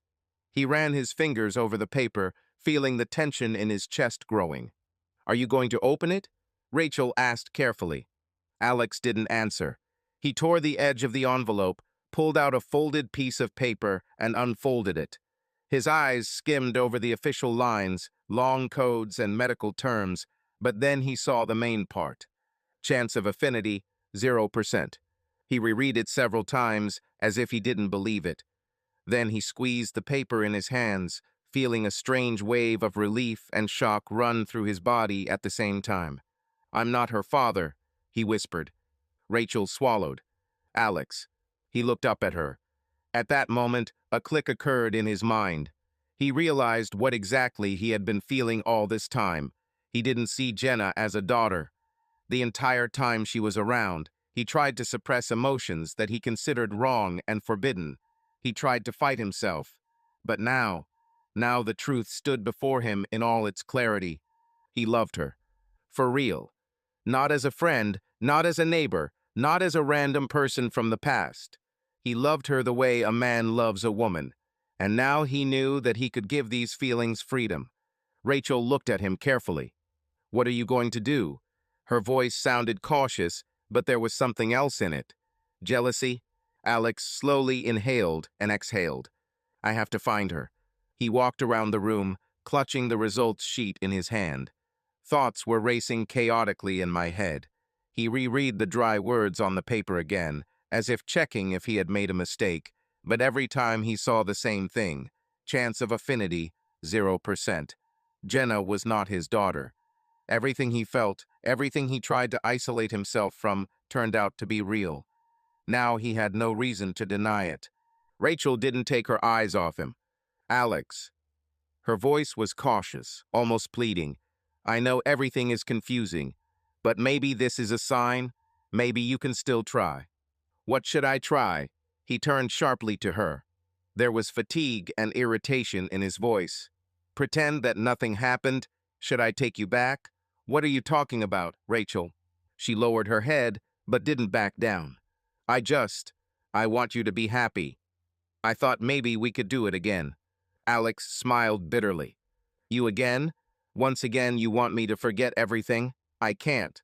I'm not the same person you knew 20 years ago. He ran his hand over his face, trying to collect himself. A strange feeling was pressing in my chest, a mixture of relief, regret, and anticipation. He knew he couldn't stay here. His place was next to Jenna. I lost her, he said quietly, more to himself than to Rachel. You don't know that for sure, she answered softly. She ran away from me. Alex shook his head. She heard you tell me that you loved me. She saw us. Rachel didn't say anything. She knew that she was the cause of this disaster, but there was nothing she could do to fix it. Alex slowly inhaled and exhaled. He walked to the door, took one last look at Rachel, and said, "I need to find her, because if I don't do it now, I'll never forgive myself." Alex sat in his apartment, holding the phone in his hand.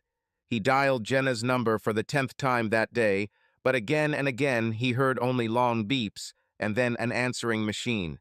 He left messages, wrote to her, but there was no answer. Jenna has disappeared. 2 days have passed since her escape. That evening, when she saw him and Rachel, when she dropped off the envelope with the results, she ran away, and he was never able to catch up with her. He hoped that she was simply hiding with one of her friends, that she needed time to comprehend everything. But now he was beginning to realize the terrible truth. She had left. For real. On the third day, he went to her apartment. I knocked. Silence. He knocked again, harder. Nobody opened it. There was a sense of finality in the air, as if the apartment already belonged to someone else. He gritted his teeth, then pulled the door handle sharply. Locked. Of course it's locked. At that moment, he noticed that an elderly neighbor from the apartment opposite was coming out of the entrance. She narrowed her eyes at him. "Are you looking for that girl and her mother?" she asked. Alex turned to her, his heart clenching. "Her mother? Has Rachel left too?" The neighbor nodded. "Yes, they both left yesterday, with suitcases. We called a taxi and left for the airport. They seemed very upset." Alex clenched his teeth, then sharply pulled the door handle. Locked. Of course it's locked. Alex staggered as if he had been hit in the stomach. She really left. She didn't just disappear for a few days. She left, probably forever. "Thank you," he barely squeezed out and slowly headed down the stairs. His legs felt like lead. He went outside and looked at the sky. Aircraft. Somewhere in there, among them, there might have been her flight. Where did she go? He didn't know. And now, perhaps, he will never know. Returning home, he tried calling again. Autoresponder. Wrote a message. "Jenna, please answer.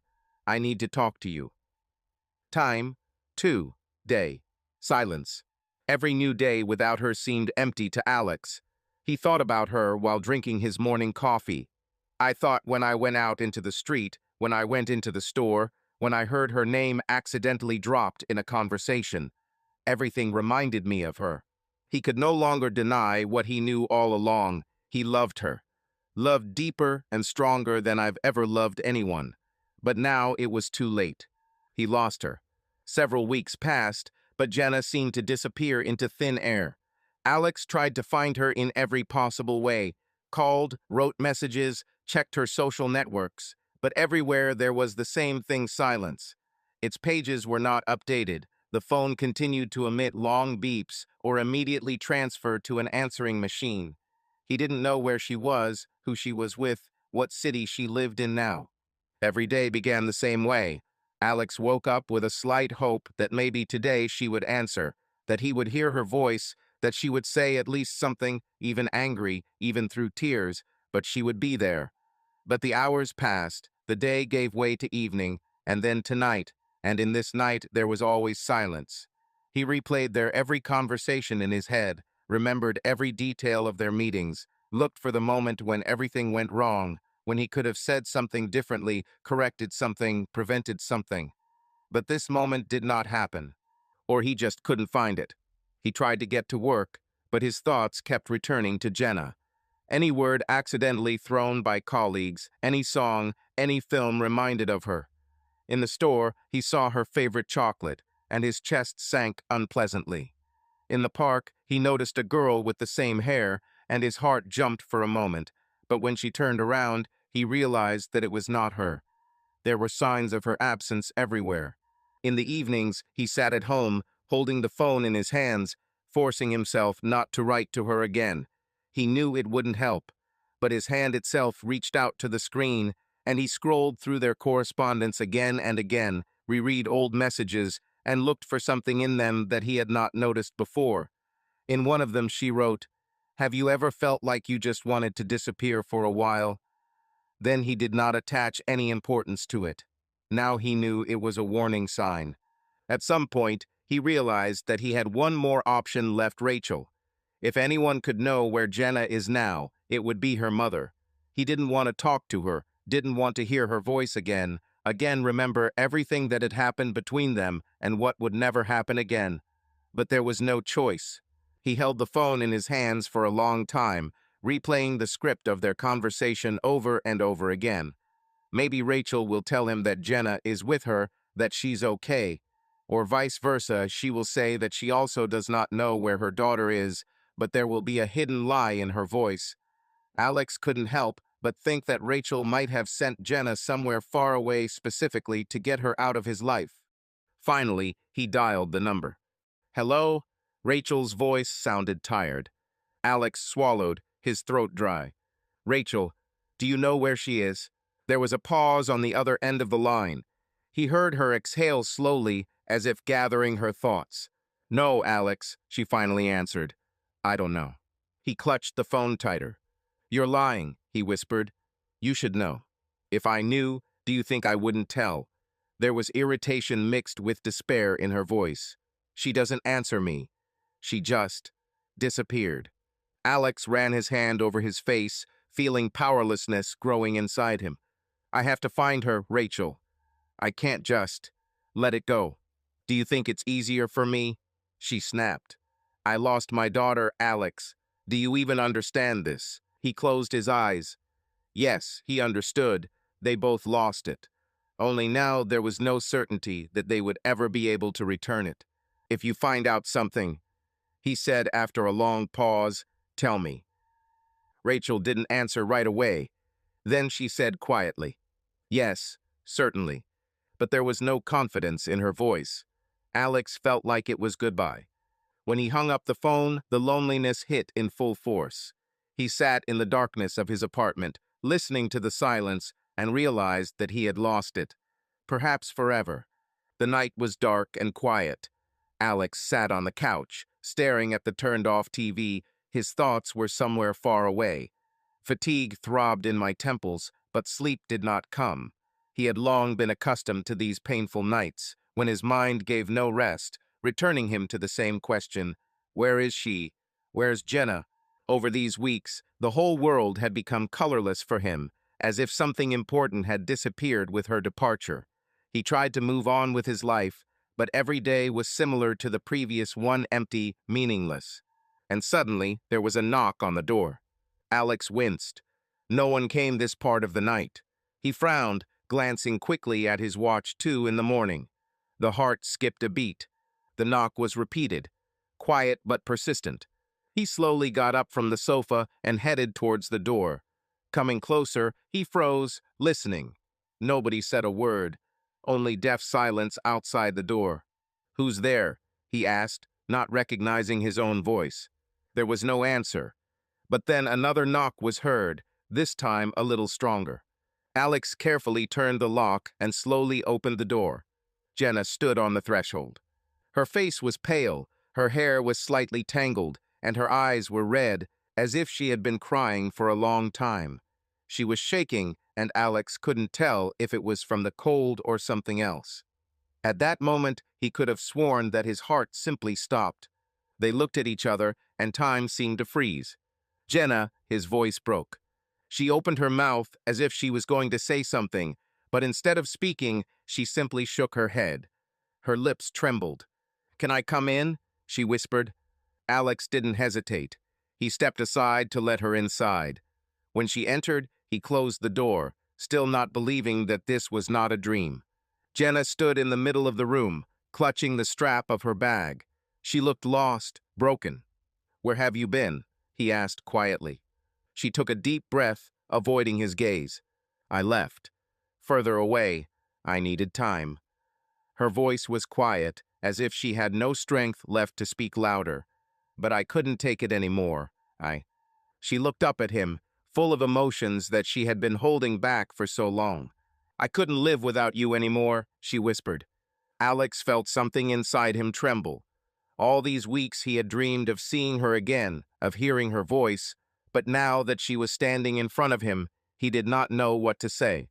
"Why did you come back?" he asked after a long pause. Jenna pursed her lips as if struggling with emotions. "Because you are the only place where I feel at home, Alex." Her voice was filled with sincere pain. "I tried to start over, tried to forget, but I couldn't. I love you." He closed his eyes, feeling her words cover him with a wave of warmth and fear at the same time. She took a step towards him, and then another. Alex didn't move, couldn't. When she reached out and gently touched his face, he winced. "If you don't want to see me," she began in a trembling voice, "I'll leave. But if even a part of you still wants me, tell me." Alex looked into her eyes. She was here. After all the weeks of pain, doubt, and loneliness, she was back. And he knew that he could no longer let her go. Alex looked at Jenna, unable to comprehend that she was really there. Her words still echoed in his head. "I love you." Those 3 words that he had wanted to hear so many times, but was afraid to admit that he had felt it too. They stood opposite each other in a dimly lit room, lit only by the dim light of street lamps coming through the windows. Silence hung in the air, and none of them was in a hurry to break it. Finally, Alex took a deep breath and motioned for her to sit down. He sat down opposite her, not taking his eyes off her. Jenna nervously fingered the hem of the sleeve of her jacket, as if trying to collect her thoughts. "You left," his voice was hoarse. "I was looking for you." She nodded, lowering her head. "I know." Her voice was barely audible. "I read your messages. I heard your calls. But I just couldn't answer." Alex ran his hand over his face, trying to cope with the surging emotions. "Why?" Jenna looked up at him. There was so much pain, so much doubt. "Because I tried to forget you, Alex," she whispered. "I left thinking that if I stayed away, if I tried to cut you out of my life, then I could move on. That I can pretend like nothing happened, like I didn't feel." She fell silent, looking at him expectantly. Alex felt his heart clench. "And?" he asked quietly. She smiled bitterly. "I couldn't." She shook her head. "No matter how hard I tried, no matter where I went, you were still in my head. In every moment, in every dream, in every thought." She closed her eyes as if trying to hold back tears. "Alex, you have become everything to me. And it scared me. Because I didn't know if you felt the same. Because it seemed to me that everything was a mistake. That our feelings were wrong." Alex looked at her, feeling something inside him break. He thought about her so many times, about how their conversation might have turned out if he had another chance. And here he is. "It's not a mistake, Jenna," he finally said. "It was never a mistake." She took a shaky breath and then suddenly shook her head, laughing nervously. "I don't know what to do next, Alex. I'm so tired of running away, but I'm afraid to stay." He reached out to her and gently took her hand. She was shaking. Jenna squeezed his fingers as if she was afraid that he would disappear. "Then don't run away," he said quietly. "Stay." She looked up at him sharply, and something else flashed in her eyes, besides fear, a deep, unrevealed recognition. She took a deep breath, and her voice trembled. "Alex, I want you to know. When I agreed to take DNA samples," she trailed off, squeezing his hand tighter, "I thought it would destroy me. What if it turns out that you are my father? I don't know what I would do, because I already loved you then, but not the way a daughter loves her father, and how a woman loves a man." Alex tensed when he heard these words. They echoed in him with pain, fear, but also with something else, something that he had not allowed himself to realize before. He looked at her, unable to say a word. "I remember how my hand shook when I carried these samples, how scared I was to get the results," she continued. "I cursed myself for my feelings, for the fact that I couldn't control them. I prayed that the test would show that you are nobody to me, so that I have at least one chance to allow myself to love you." She smiled faintly. "And when I saw the result, I didn't feel any relief. I felt horror, because now I had no excuses. Now I couldn't tell myself that it was just a mistake. Now I know that I love you, and this is reality. Pure, frightening reality." Alex couldn't breathe. All this time, he had not allowed himself to believe that her feelings were as strong. He tried to force them inside, tried to force himself to be rational. But now that she said it out loud, everything inside him collapsed. He reached out his hand and gently touched her face. "Jenna," his voice broke. She closed her eyes, leaning slightly into his touch. "I don't want to run away anymore, Alex. I just want to be with you, only with you." They sat next to each other. The silence between them was no longer heavy, filled with fear and doubt. Now it was something else, a deep, warm understanding. Alex looked at Jenna, her eyes glowing in the soft light of the night lamp. For the first time in a long time, he did not feel confused within himself. He no longer doubted. "So we'll just try it," she asked, tilting her head slightly to the side, studying his face. Alex smiled. He reached for her hand, ran his fingers over her wrist, feeling the slight beat of her pulse. "No," he said firmly, "we won't just try. We will be together." Jenna laughed quietly, as if she couldn't believe this was happening.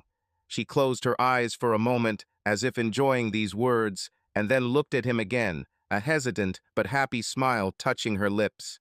"I don't know how it will be," she whispered. "This is all so strange, so fast." Alex ran his hand over her cheek, tilting his head slightly closer. "Nothing strange, Jenna." His voice was soft but confident. "I know that I want to be with you. I don't want to lose you again." She shuddered, remembering the weeks spent away from him. Her breathing hitched. "Me too. I'm tired of running, tired of doubting. I just want us to be happy." Alex leaned down, his lips touching her forehead. It was not passionate, not hasty, but rather carefully, like a promise. Jenna took his hand in hers and squeezed. "Then be with me," he whispered. And she stayed. Their lives began to change. They no longer hid from each other, no longer struggled with feelings, no longer ran away. Everything that had happened before, anxieties, fears, doubts, now seemed to belong to the past. Alex and Jenna spent more and more time together. They had breakfast together, went shopping, watched films, and discussed books. Everything seemed so simple, so natural. Alex found himself now unable to imagine his days without her. One day they were walking in the park, and Jenna, without thinking, took his hand. Alex felt his heart skip a beat. It was a simple gesture, but there was so much tenderness and confidence in it that he realized that now everything was really different. "Alex," she called, squeezing his fingers. "Are you happy?" He looked at her. She looked so beautiful in the sunset light, with a slight blush on her cheeks. "Yes," he answered without hesitation. "And you?" Jenna smiled and snuggled up to him, resting her head on his shoulder. "Yes, now yes." And Alex knew that he would never let her go again. Several months have passed. Alex and Jenna were building their lives together, and for the first time in a long time, everything felt right. There was no more fear, doubt, or obstacles. They were just next to each other, and that was enough. But there was one unclosed door in their past. Jenna knew she needed to meet her mother. She put off this conversation for a long time, but one day, on a warm autumn day, she finally dialed Rachel's number. She answered immediately, as if she was waiting for this call. "Jenna." The mother's voice was trembling. "We need to talk," Jenna said. "Personally." Rachel agreed. They met in a small cafe. Jenna was nervous, but when she saw her mother sitting at the table, her eyes tired and her shoulders slumped, something inside her softened. "Thank you for coming," Rachel said quietly. "I thought for a long time," Jenna admitted, crossing her arms. "At first I hated you. For everything. For the lies, for the pain, for the fear in which you plunged me. I couldn't understand how you could do this." Rachel lowered her eyes, and Jenna saw tears sparkling in the corners of her eyelids. "I know." The mother's voice trembled. "I made a lot of mistakes, and maybe you'll never forgive me. But know this, I never meant to hurt you." Jenna sighed and looked out the window. Autumn leaves swirled in the air, just like her thoughts. "I thought I couldn't forgive you," she said finally. "But I don't want to carry this inside me anymore. I'm tired of being angry. And you know what, Mom? I forgive you." Rachel sobbed, covering her face with her hands. For the first time in a long time, Jenna saw in her not a manipulator, not a woman who ruined her life, but simply a person who also suffered. They talked for a long time. About the past, about the future, about pain and forgiveness. When Jenna left the cafe, she felt as if a huge weight had been lifted off her shoulders. She returned home, where Alex was waiting for her. "How did it go?" he asked, looking at her carefully. Jenna smiled, a real, sincere smile. "I let her go, and myself too." Alex took her hand and pulled her closer. "I'm proud of you," he said, looking into her eyes. "You are strong." "No," Jenna shook her head. "I just don't want to live in the past anymore." Alex understood her. He walked this path himself. Years of loneliness, regrets, unresolved problems. But now, looking at Jenna, he felt only one thing: happiness. For the first time in 20 years, he was truly happy. And this was the beginning of their new life. Subscribe to our channel so that your love doesn't cheat on you, and go ahead and listen to the next story, because this story is nothing compared to the next one. If you're under 18, don't even think. Click to the next one.